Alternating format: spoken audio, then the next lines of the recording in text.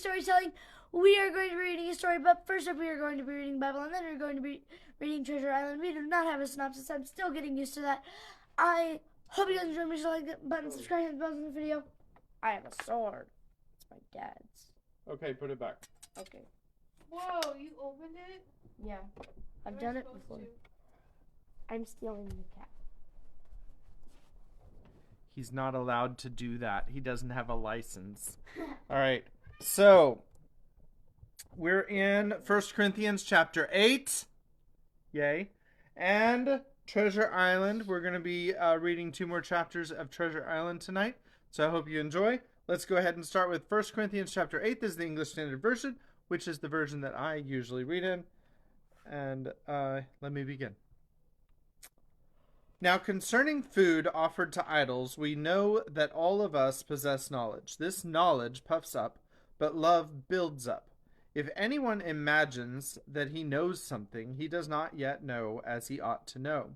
But if anyone loves God, he is known by God. Therefore, as to the eating of food offered to idols, we know that an idol has no real existence.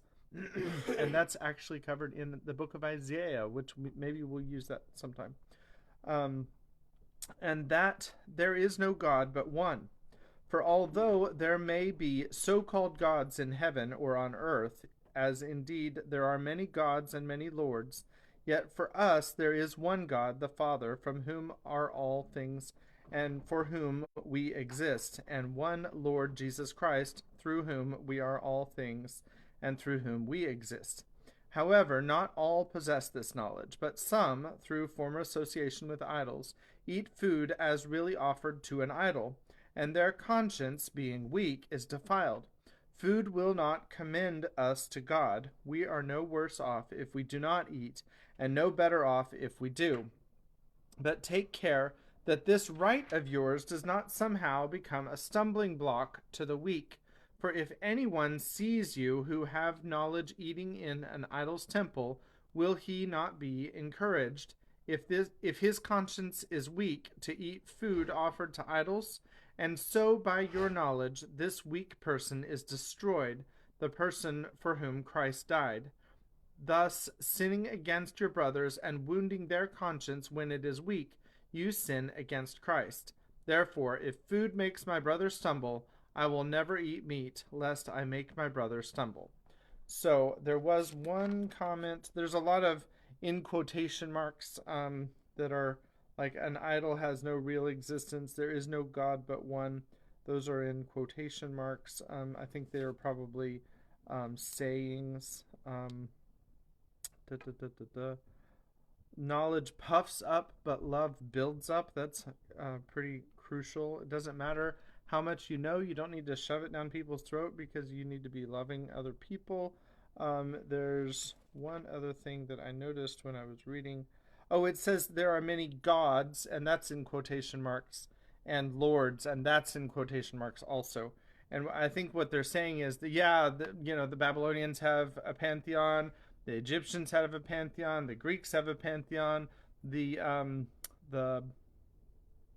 Romans have a pantheon, and actually Herodotus even said that when he went to go visit Babylon, and I don't remember which goddess it was, but he was mentioning some goddess, and he said, and we all know this goddess because we call her such and such, whatever it is. And so Athena, or whatever it was. And I think that's really interesting, because I think all of these pantheons are related, but that's a big conspiracy theory. All right, so let's go ahead and get started with Treasure Island. And I know JJ said there's no synopsis, but I'm here, so I'm going to go ahead and say what it was about. First of all, they went on shore leave. That was the first chapter. And the second chapter, the pirates started killing people, and Jim got spooked out, and so he ran off further into the island.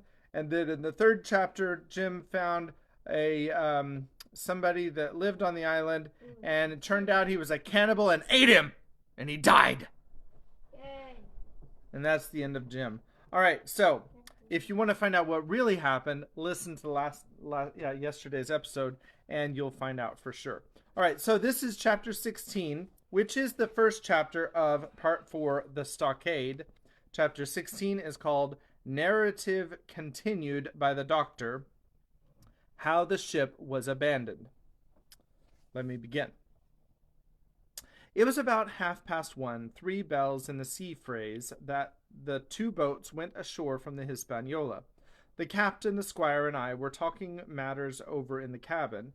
Had there been a breath of wind, we should have fallen on the 6 mutineers who were left aboard with us, slipped our cable, and away to sea. But the wind was waiting, and to complete our helplessness, down came Hunter with the news that Jim Hawkins had slipped into a boat and was gone ashore with the rest.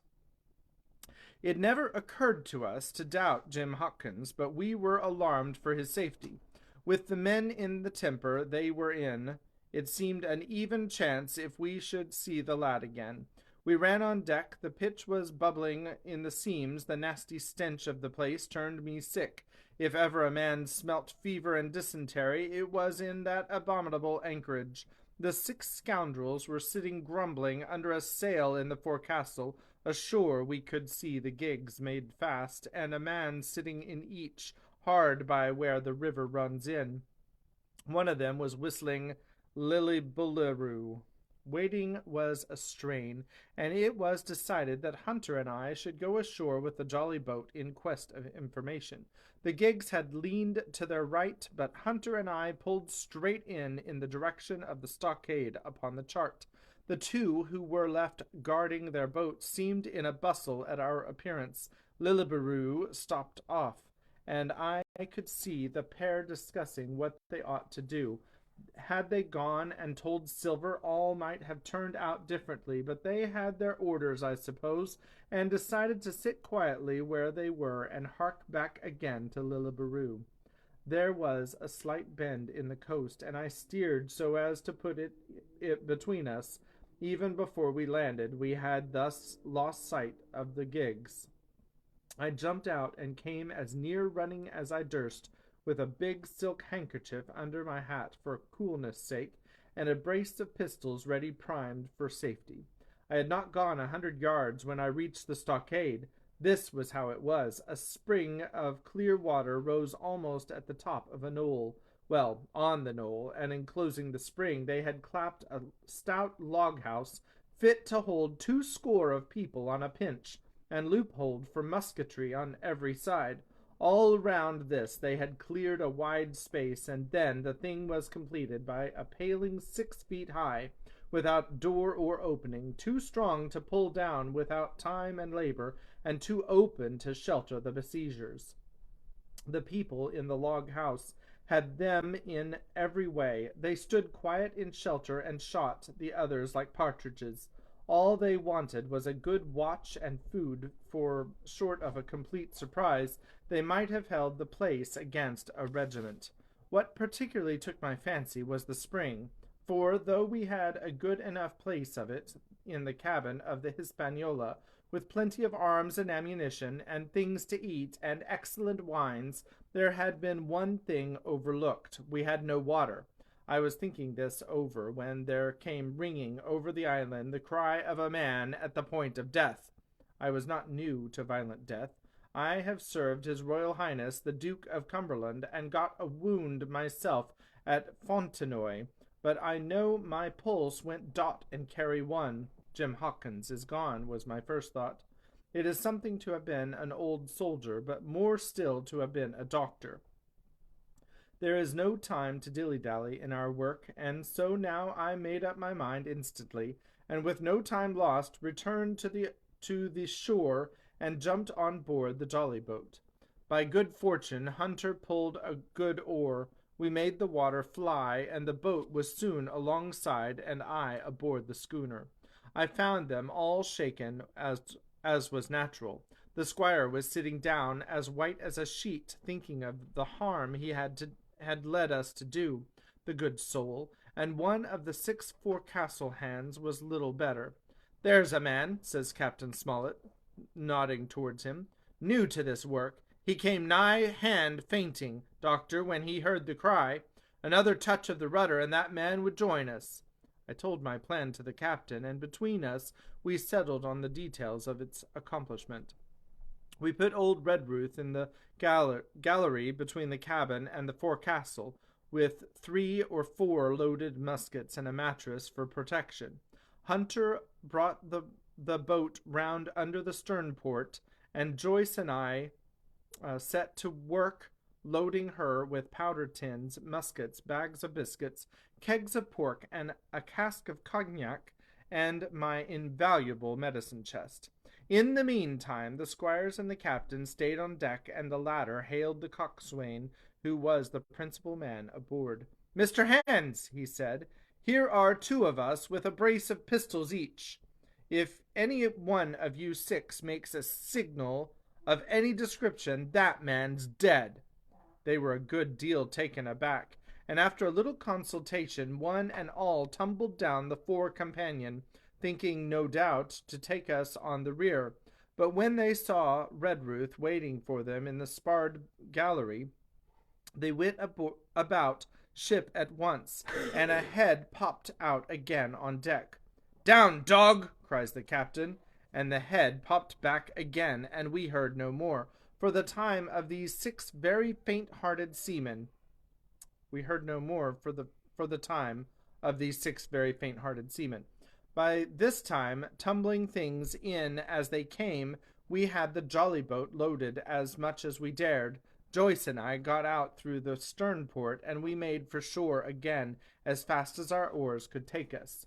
This second trip fairly aroused the watchers along shore. Lilliberoo was dropped again, and just before we lost sight of them behind the little point, one of them whipped ashore and disappeared. I had half a mind to change my plan and destroy their boats, but I feared that Silver and the others might be close at hand, and all might very well be lost by trying for too much. We had soon touched land in the same place as before, and set to provision the blockhouse. All 3 made the first journey, heavily laden, and tossed our stores over the palisade. Then, leaving Joyce to guard them, 1 man to be sure, but with half a dozen muskets, Hunter and I returned to the jolly boat and loaded ourselves once more. So we proceeded without pausing to take breath till the whole cargo was bestowed, when the 2 servants took up their position in the blockhouse, and I, with all my power, sculled back to the Hispaniola. That we should have risked a second boatload seems more daring than it really was. They had the advantage of numbers, of course, but we had the advantage of arms. Not one of the men ashore had a musket, and before they could get within range for pistol shooting, we flattered ourselves we should be able to give a good account of a half-dozen at least. The squire was waiting for me at the stern window, all his faintness gone from him. He caught the painter and made it fast, and we fell to loading the boat for our very lives. Pork, powder, and biscuit was the cargo, with only a musket and a cutlass apiece for the squire and me, and Redruth and the captain. The rest of the arms and powder were dropped overboard in 2 fathoms and a half of water, so that we could see the bright steel shining far below us in the sun on the clean, sandy bottom. By this time the tide was beginning to ebb, and the ship was swinging round to her anchor. Voices were heard faintly hallooing in the direction of the 2 gigs, and though this reassured us for Joyce and Hunter, who were well to the eastward, it warned our party to be off. Redruth retreated from his place in the gallery and dropped into the boat, which we then brought round to the ship's counter to be handier for Captain Smollett. "Now, men," said he, "do you hear me?" There was no answer from the forecastle. "It's to you, Abraham Gray. It's to you I am speaking." Still no reply. "Gray," resumes Mr. Smollett a little louder, "I am leaving this ship, and I order you to follow your captain. I know you are a good man at bottom, and I dare say not one of the lot of you's as bad as he makes out. I have my watch here in my hand. I give you 30 seconds to join me in." There was a pause. "Come, my fine fellow," continued the captain. Don't hang so long in stays. I'm risking my life and the lives of these good gentlemen every second." There was a sudden scuffle, a sound of blows, and out burst Abraham Gray with a knife cut on the side of his cheek, and came running to the captain like a dog to the whistle. "I'm with you, sir," said he, and the next moment he and the captain had dropped aboard of us, and we had shoved off and given way. We were clear out of the ship, but not yet ashore in our stockade. Chapter 17, narrative continued by the Doctor, the Jolly Boat's last trip. This 5th trip was quite different from any of the others. In the first place, the little gallipot of a boat that we were in was gravely overloaded. 5 grown men, and 3 of them, Trelawney, Redruth, and the captain, over 6 feet high, was already more than she was meant to carry. Add to the powder, pork, and bread bags. The gunwale was lipping astern. Several times we shipped a little water, and my breeches and the tails of my coat were all soaking wet before we had gone 100 yards. The captain made us trim the boat, and we got her to lie a little more evenly. All the same, we were afraid to breathe. In the second place, the ebb was now making a strong rippling current running westward through the basin, and then southward and seaward down the straits by which we had entered in the morning. Even the ripples were a danger to our overloaded craft, but the worst of it was that we were swept out of our true course and away from our proper landing place behind the point. If we let the current have its way, we should come ashore beside the gigs, where the pirates might appear at any moment. "I cannot keep her head for the stockade, sir," said I to the captain. I was steering, while he and Redruth, 2 fresh men, were at the oars. "The tide keeps washing her down. Could you pull a little stronger?" "Not without swamping the boat," said he. "You must bear up, sir, if you please. Bear up until you see you're gaining." I tried, and found by experiment that the tide kept sweeping us westward until I had laid her head due east, or just about right angles to the way we ought to go. "We'll never get to shore at this rate," said I. "If it's the only course that we can lie, sir, we must even lie it," returned the captain. "We must keep upstream. You see, sir," he went on, if once we drop to leeward of the landing place, it's hard to say where we should get ashore, besides the chance of being boarded by the gigs, whereas the way we go the current must slacken, and then we can dodge back along the shore." "The current's less already, sir," said the man Gray, who was sitting in the foresheets. "You can ease her off a bit." "Thank you, my man," said I, quite as if nothing had happened, for we had all quietly made up our minds to treat him like one of ourselves. Suddenly the captain spoke up again, and I thought his voice was a little changed. "The gun," said he. "I have thought of that," said I, for I made sure he was thinking of a bombardment of the fort. They could never get the gun ashore, and if they did, they could never haul it through the woods. "Look astern, Doctor," replied the captain. We had entirely forgotten the long 9, and there, to our horror, were the 5 rogues busy about her, getting off her jacket, as they called the stout tarpaulin cover under which she sailed. Not only that, but it flashed into my mind at the same moment that the round shot and the powder for the gun had been left behind, and a stroke with an axe would put it all into the possession of the evil ones aboard. "Israel was Flint's gunner," said Gray hoarsely. At any risk, we put the boat's head directly for the landing place. By this time we had got so far out of the run of the current that we kept steerage way even at our necessarily gentle rate of rowing, and I could keep her steady for the goal. But the worst of it was that with the course I now held, we turned our broadside instead of our stern to the Hispaniola, and offered a target like a barn door. I could hear, as well as see, that brandy-faced rascal, Israel Hands, plumbing down a round shot on the deck. "Who's the best shot?" asked the captain. Mr. Trelawney, out and away, said I. Mr. Trelawney, will you please pick me off one of these men, sir? Hands, if possible, said the captain. Trelawney was as cool as steel. He looked to the priming of his gun. Now, cried the captain, easy with that gun, sir, or you'll swamp the boat.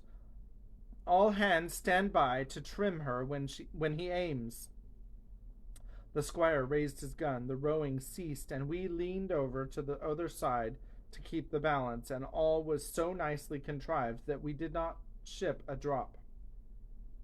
They had the gun by this time, slewed round upon the swivel, and Hans, who was at the muzzle with the rammer, was, in consequence, the most exposed.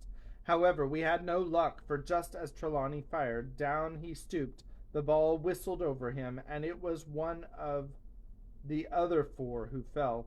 The cry he gave was echoed not only by his companions on board, but by a great number of voices from the shore, and looking in that direction I saw the other pirates trooping out from among the trees and tumbling into their places in the boats. Here come the gigs, sir, said I. Give way, then, cried the captain. We mustn't mind if we swamp her now. If we can't get ashore, all's up. Only one of the gigs is being manned, sir, I added. The crew of the other most likely going round by shore to cut us off. They'll have a hot run, sir, returned the captain. Jack ashore, you know. It's not them I mind, it's the round shot. Carpet bowls. My lady's maid couldn't miss. Tell us, squire, when you see the match, and we'll hold water. In the meanwhile, we had been making headway at a good pace for a boat so overloaded, and we had shipped but little water in the process. We were now close in, 30 or 40 strokes, and we should beach her, for the ebb had already disclosed a narrow belt of sand below the clustering trees. The gig was no longer to be feared. The little point had already concealed it from our eyes. The ebb tide, which had so cruelly delayed us, was now making reparation and delaying our assailants.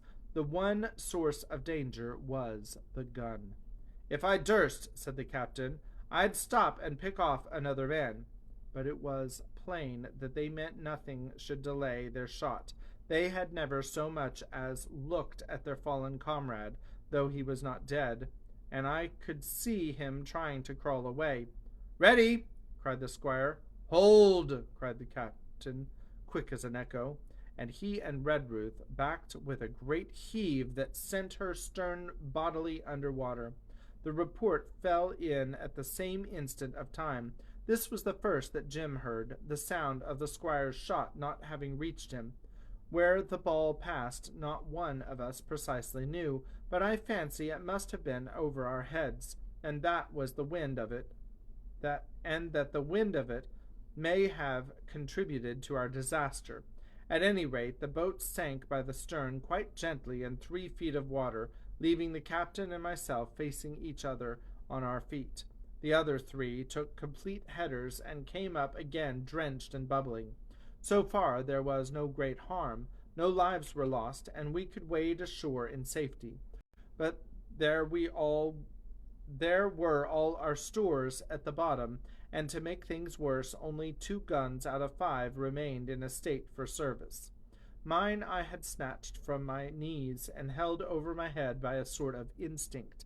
As for the captain, he had carried his over his shoulder by a bandolier, and like a wise man, lock uppermost, the other 3 had gone down with the boat. To add to our concern, we heard voices already drawing us in the woods along the shore, and we had not only the danger of being cut off from the stockade in our half-crippled state, but the fear before us whether, if Hunter and Joyce were attacked by half a dozen, they would have the sense and conduct to stand firm. Hunter was steady, that we knew. Joyce was a doubtful case, a pleasant, polite man for a valet, and to brush one's clothes, but not entirely fitted for a man of war. With all this in our minds, we waded ashore as fast as we could, leaving behind us the poor jolly boat, and a good half of all our powder and provisions. That is the end of chapter 17. chapter 18 is called Narrative Continued by the Doctor. End of the first day's fighting. The first word is we. All right, so I hope that you're enjoying. What's the second one? I don't give you the second word. I only give you the first, and it's not R. Were. But Was. it could be R. We was. All right, so that concludes our story for today. I know the second word. Made. We made our. That's 3 words. That's actually not what the second word is. Oh, it is what the second word is. All right, so we will see you again next time, hopefully tomorrow. God bless you. Have a great night, and we'll see you then.